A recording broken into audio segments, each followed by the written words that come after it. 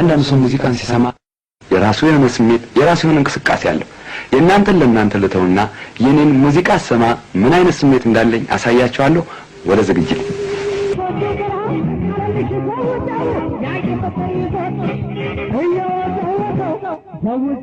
የፖሊስ ያለ አትሉሞይ የዳኛ ያለ አትሉሞይ ለፍቅር ሌባ ሕግ የለም አይ ሃይ ልቤናንቺ አበባ አንቺ ለኔ ነሽ ማሬ አይ ሃይ ልቤ